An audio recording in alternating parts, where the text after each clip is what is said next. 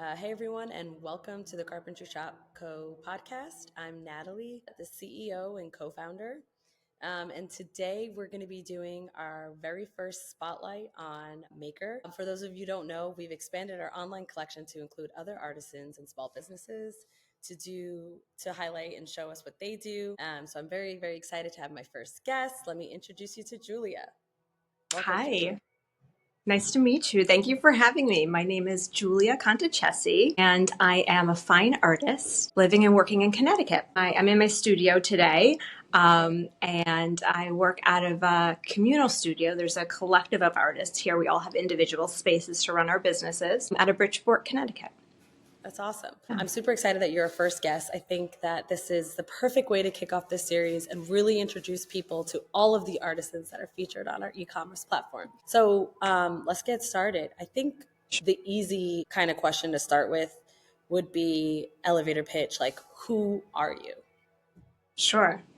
Great. Right? I'm a creative. I like to categorize myself as a creative. Specifically right now, I'm a painter, and I've been painting full time going on 11 years running my own business. And I call myself a creator because my background is in fine arts. I went to art school, but I've done different facets of the art industry. I was in not interior design, but I was in graphic design, marketing, and advertising for years, painted throughout my whole career. And then after having a child, I switched over into my own business model, becoming a full-time painter. It allowed more flexibility in my life at the time, which I needed. So it just sort of organically worked out. So I create primarily large-scale abstract paintings that are coastally inspired. And really my signature that I sort of can't get away from, still really love working with, is incorporating metallics and specifically gold in a lot of my pieces. Yeah. So the area where I live is by the coast. And that really inspires a lot of my work, which is it hints at some of those familiar pieces of what you see in the coastline. Maybe there's a horizon, there's something to gravitate towards, but not necessarily very realistic. It's abstracted, so there's something really personal that the viewer can take away from a piece. They might see something unique and different and something that speaks to them, which is different than the person next to them. And that's what I hope that people get out of my work.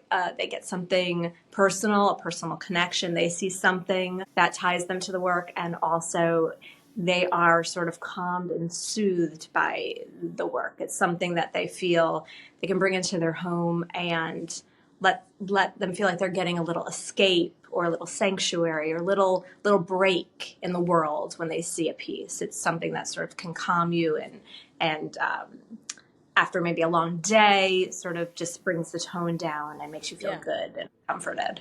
Yeah. No, for sure. I mean, I feel like the coast, the beach, the water, it has that effect on people. I do have a question about, you mentioned when you go to paint, do you actually look at a photograph? Do you do it from memory? Like, what's your style? How do you go to start creating something? Great. Yeah. So I really love to plan a color palette before I work. I get really into the nuances of the tones and the colors. And I work with these very high flow acrylic paints. I'm looking around to see if I have something to show you. I can dig something out, but high flow acrylic paint, and I work on the floor. And so I can mix custom colors, and I sort of will mix everything out in advance. And then when I start on my canvas, I'm not referencing anything specific. I'm not looking at a photo. I don't have necessarily a planned composition, maybe very loose. Maybe I'll be doing something sort of horizontal and with the horizon and indicating a landscape, sort of suggestive. But I really love to react to the paint being laid down on the canvas and build my composition as I work. So I really like to see when, you lay the paint down and there's movement to it, it's organic. And once I see that sort of take shape and I see the colors, because I work with multiple colors at the same time, when I see the colors interact with one another, I like to use my tools and react to that and then build on top of that and then layer and move around and sort of, allow myself the freedom to play with that and build the composition organically. Yeah, no, that's very interesting. It's almost completely different than carpentry, right? So like we do all the experimenting, planning part before we even touch the wood. Like the wood itself can inspire something in us, Mm, right? We might yeah, see it and go, oh my God, this would be the perfect desk, and we would do this and that. But for the most part, we have it kind of like laid out. We kind of know what it's going to look like. I think it's fascinating that you start something and then you kind of let it, it's almost like a freeing experience. You kind of let it take you yeah. down this journey, which is super It's cool and fun. completely different than what we do. Right. Right. It's surprising. It's nice to be able to, I feel like if I did that with color, it would be a disaster. Right. Like, so, you know what I mean? If I you're like, get oh, why let's you just see what control the happens. color. Yeah, you'll might end up with muck, or who knows what. But so that's why there's got to be a little bit of something controlled, and then once you can plan as much as you can plan, and then the rest is out the window, right? Then you go for it, and you let that happen and react to it. So I feel like I get very fluid marks that way. They're not forced. They feel natural because I sort of let the paint sort of do what it can do on its own. Yeah. And I guide it a bit, and I work with it, but I don't know, I let it have its part to Yeah. speak, which is something that I think is true of nature and water and all of those elements that I'm trying to emulate a bit in my work. So what happens when somebody wants to get a custom piece? We have so many customers. I Sure. think everything on our website can almost be customizable. So if somebody wants a Sure. custom piece, how does that work? So that's a great question. For custom work, again, we'll plan as much as we can Okay. plan, So with, same process. Yeah. yeah. So definitely we have a planned size, right? There's usually, if we're doing a custom piece, a client knows that they have a space where they need a piece of artwork. So we might go back and forth. I like to work with the client in the beginning and plan everything digitally, to give us our blueprint of what we're going to work against to create a new painting.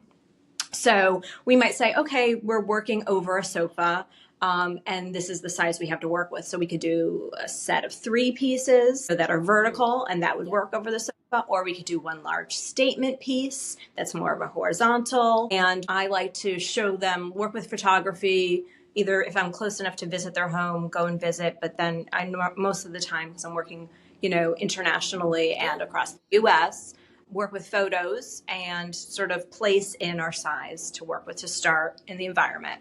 And then planning color palette, right? So usually we have some guidance there, and I'll even work from swatches of fabric or actual paint chips or things like that as well to consider the color palette. So that's planned. So we have the size locked down. We have a plan for the color palette. And then the last part, again, for composition, which again is more organic, what we do is discuss my past work that really speaks to the needs of the person that we're making the new piece for. So what pieces did they really love that I've already created? And using those, we have a general feeling for what the piece could be. Is there a lot going on? Is there a lot of energy, a lot of big movement in the piece, or is it a quieter piece? I like Composition. that. So Almost we like can a talk mood about the board. feeling of the composition a little bit. And once we agree to all of that, kind of those details, then I'll begin to paint, and then we see what takes shape. And of course, once I've painted, I share that with the client so we can look at it, make sure they feel good with it. Sometimes they have some feedback for me. They want a little more color, a little less, and something like that. So we can revise a little bit, and then we land on a final piece. So that's that process. Yeah. Do you find yourself working directly with the end customer or with more designers, interior designers, or architects? Both, Both. both. Yeah. Both, yeah. A lot of times, a designer will refer their client to me to work directly with me, and the designer will, step in as they need to if there's materials. Sometimes I'll work just with the designer. It kind of depends on Yeah. how close the client is. Sometimes they're working really closely with their designer. They trust them to handle everything. And others want to be more involved. They want to know a story behind the creation of their piece. Sometimes there's a motivation behind it that they want to make sure is imparted to me, so they want to talk. So both ways. Yeah. Yeah. Yeah. I always, I love working with designers. I love when they have a vision and it's great, and you can see the bigger picture, and they can also see things, that are not there yet. Like they could see the Yeah. raw wood, but they understand what we're trying to communicate. But sometimes Yeah. I definitely find it helpful when I know the end customer, because sometimes the designer and the customer don't have the same vision. It's Right. not always, but there's times when Right. that could happen. And sometimes it's like, if I just would have had a 2-minute conversation with the client, we could have avoided some of these issues Sure. beforehand. Sure. So that's just, why I was just curious about it. Yeah. I do have a good question for you. So I was Sure. thinking, and I always ask myself this question, and it really is advice for young artists. If you Hmm. could tell yourself something, 5, 10 years ago that could, set you on this path, or change or your trajectory, or how do you get into, being an artist and selling your art? Yeah. Any Oh my God. advice that you have? Great. That's a great question because so running your own business is so much more than creating just the artwork, right? Correct. I happen to love all aspects of business and creation. When I started doing this full time, I stepped away from a career doing art direction, and I felt like I was a little bit hands off. I was growing to be more of a hands off person in directing others, and I wanted to still create. And that was a hard balance. So when I switched into this, that was my desire, was to really get back into creating, for myself. And I would say that if you're interested in being an artist full time and running your own business as an artist, get ready to wear every hat. So, if you're passionate about creating, that's first and foremost the most important thing. But you can't create all day and all night, full time, the whole time, and expect to be able to run your business. So you have to be able Exactly. to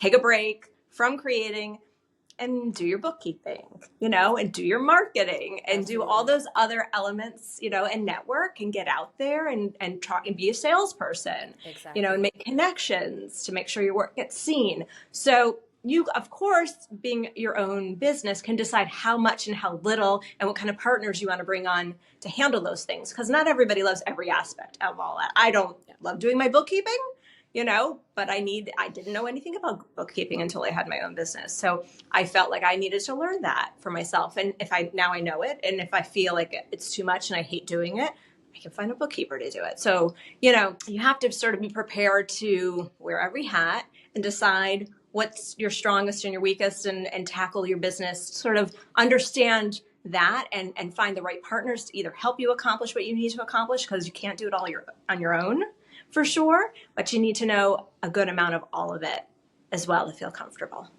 Yeah, no, I think that's fantastic advice. I mean, it's often that I'll get approached or asked questions about, oh, it's so cool. You run your own company, you run your own business. And there's so much more to it. Yeah. And that's why I Yeah. love engaging with other entrepreneurs and getting the Yeah. feedback. And yeah, I'd love to sit there all day and create. But, it's not too often that, I would say sometimes 60% of my day has nothing to do with being creative.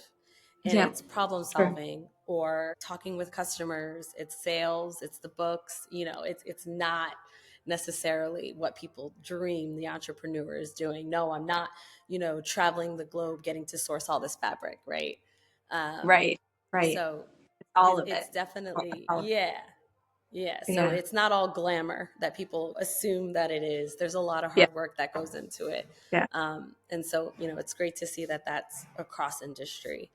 Yeah. Um, we Definitely. might have, we kind of touched on this already, but is there, I guess, a deeper meaning? I know you talked about like relaxation that you're trying to bring to your Hmm. customer, or, um, you know, is there like a favorite piece that you have that we could call attention to, or is it like a phase? Does your mood affect your work? Yeah. I mean, sometimes, so that's a great question. And I'll Sorry, go there back was to like the 12 other questions two. packed Yeah. into Yeah. that, Yeah. Yeah. right? No, my mood definitely does affect the work. Going back to like running a business, some days you have to get into the studio and paint.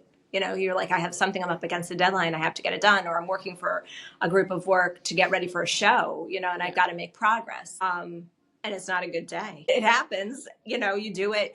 I find the best thing for instances like that is you just have to do the work. You have to work through it. And some days, the outcome isn't great. And so you work over it the next day, but you build on it. But that repetitive working also makes your work better, Yeah. working through it. And some days, if it's just not happening, you go and do something else. There's other things in your business you could do. You don't always, not every day has to be creating. So some days you feel so inspired. You're like, I have some ideas and I want to work with these new materials. I want to try, and you're busting to get back into the studio to try working some thoughts out that maybe you had in a dream, overnight, or whatever it is, or you saw something that inspired you, or what have you, and you're wanting to get there and work it out. So I don't have a set schedule for the way I work. I don't say I paint in the morning and go and do computer work in the afternoon or what have you. Or I don't say I have these couple of days that I paint and these days that I don't.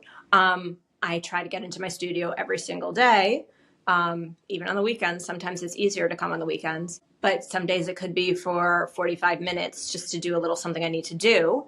And some days it's, for hours and hours. So the days that you feel like you really got something to try and do and whatever, those are the days I try to work more. And the days you're not feeling it, hopefully you can, sometimes you work through it a little bit, and some days you say, I'm going to do something else. So there's definitely that. And to answer your question about the inspiration behind my work, honestly, I started painting for myself. I started painting I was like, oh, I have a space, an empty space on my wall. I'm going to create something. And I love painting because it's very meditative for me. It's like some people need their yoga, or some people need a morning meditation, or whatever it is. I love to get in and create. It's lets my mind wander. It's a break for me. It's a de-stressor, a lot of what, you find when you go and exercise or something, if you go for a run. A lot of the same attributes happen when I paint. So the product I produce also is similar topic. I want to create something that gives you that release as well, gives you a calming feeling. I just feel that out in the world, we're battling so much. There's so much noise. There's so much going on, that what you use to bring into your home is really important. It's about creating a safe place, a good place to live and be, when you walk through the door, so that you feel good almost instantly. Maybe if you're having a horrible day, you come home and it's like a light switch is turned on, because you're surrounded with the things that make you feel good. And that's also why I create. Yeah, I agree with you. That's actually right in line with why we create. We always said that, our pieces are meant to bring people together. So a dining table, people gather, right? The pieces are so unique. The grain of the wood, it's a conversation starter, and people love hearing, the story of how they came into our shop or how they met us virtually. And, we made them this custom table, and it's the exact same reason. It's like your home is your sanctuary. I always say there's a place for every type of furniture, every type of brand. But what we really try to do is create that unique experience with the customer. And I think that, that's what you're saying. So whether they are shopping your current collection on your website, or whether they're getting a custom piece, your hope for them is to bring them that peace and serenity. And I love that. I love that. Yeah. Let's talk about a few of how people can actually purchase your work. Can they just purchase only originals? Can they get, I guess, is it a print? Or correct me, I don't know I don't know all the correct art terms. So you'll have to educate me a little. Absolutely.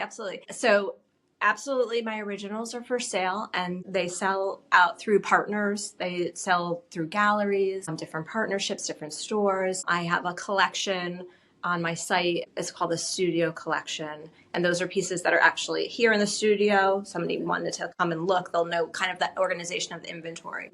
And so there's that collection. All of that work is reproduced as prints, and they're reproduced either on canvas or paper. Canvas is primarily the source. Most of my work is created on canvas. I try to keep kind of true to that, where it was created. But the wonderful thing about print reproductions, I think, is that you can customize the size.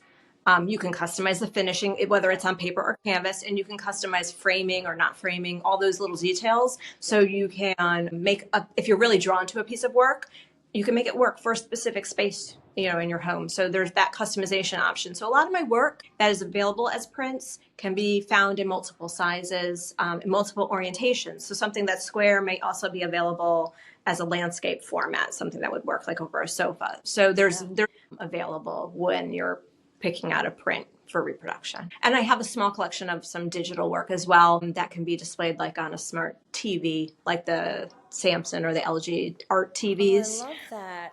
That's cool. So that's nice too. It allows really versatility. So, you can have a different collection of art and you can rotate through it. And that's really nice too. So, yeah.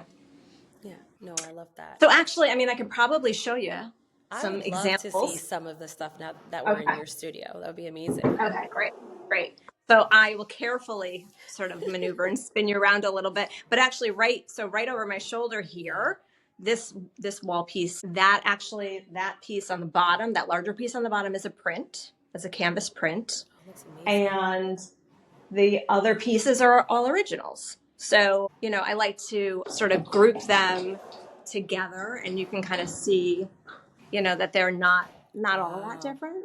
Yeah. Wow. And I'll show you some. Let's see what's over here. This is an original behind me over here. I'll I love stand to the this. side there. You know what? I'm going to pick you up. I think it's going to be better if I do it Yeah, you this can way. take me with you. Okay. So I don't have to roll you around like that. And then we can look a little bit in more detail. So that's an Wow. original piece there. These are, that's a print. I'm sorry, I'm doing this badly. I love That's a that. print. And so, for example, and this is in plastic, so it's not the best, but for example, the frame finishing is something that can be customized. So you can pick white, black. That's the gold there. Let me see what I can show you there. And that's really Um, helpful because everyone's finishes in their home are different. And, Different, right? so Yeah. you can take the Yeah. work and put it in the right frame that matches your style in your home.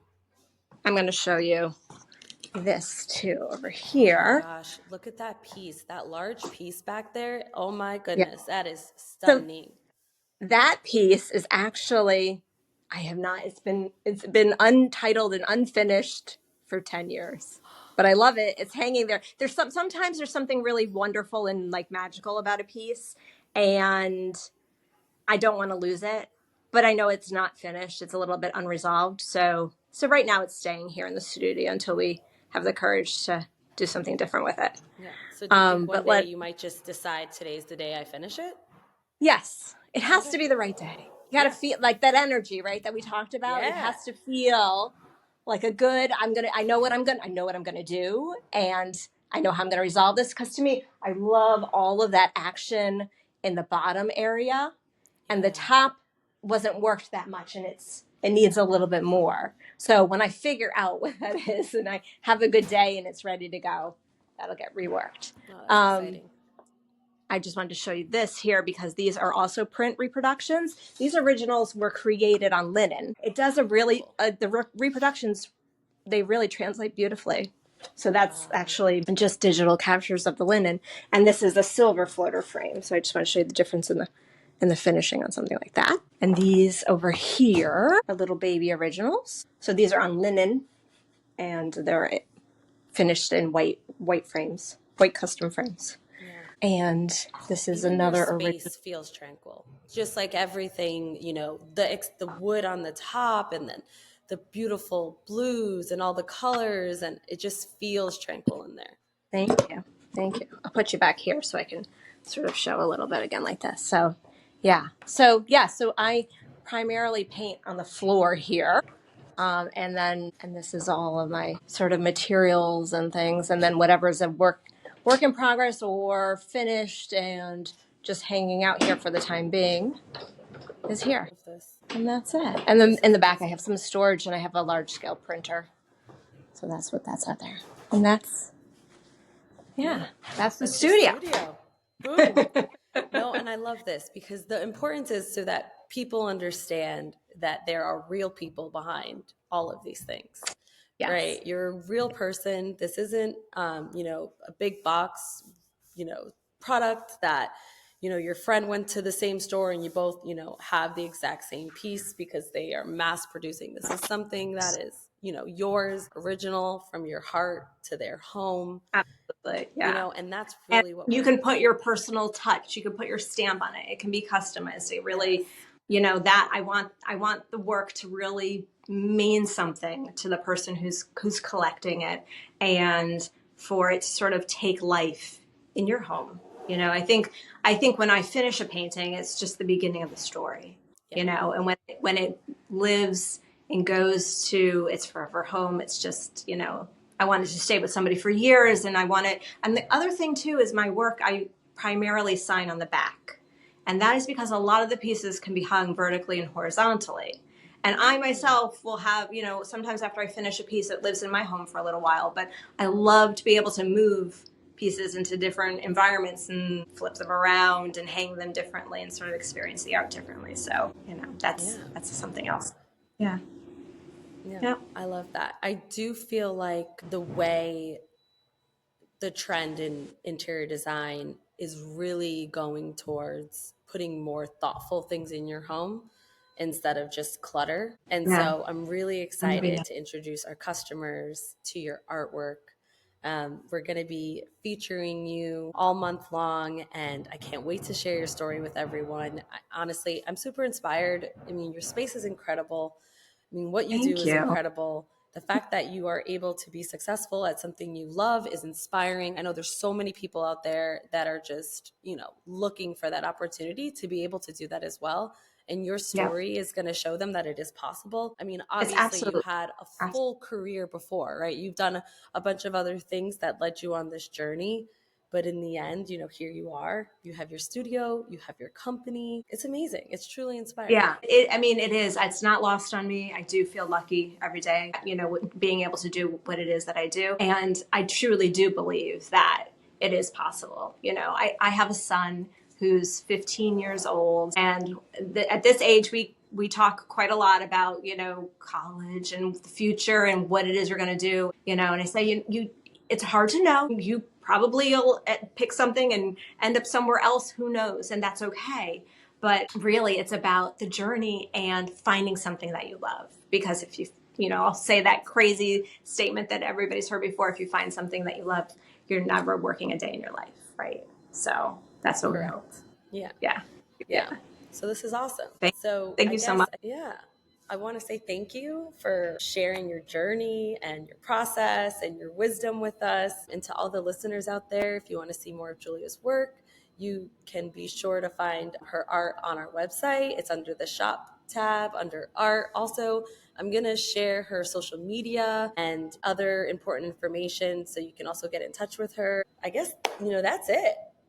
Yeah. That's a wrap Wonderful. for our first Thank episode. you We for did spending it. some time in my studio with me today. Yeah. Awesome. So until next time, keep creating and supporting handmade products. We appreciate it. Thank you. Thank you.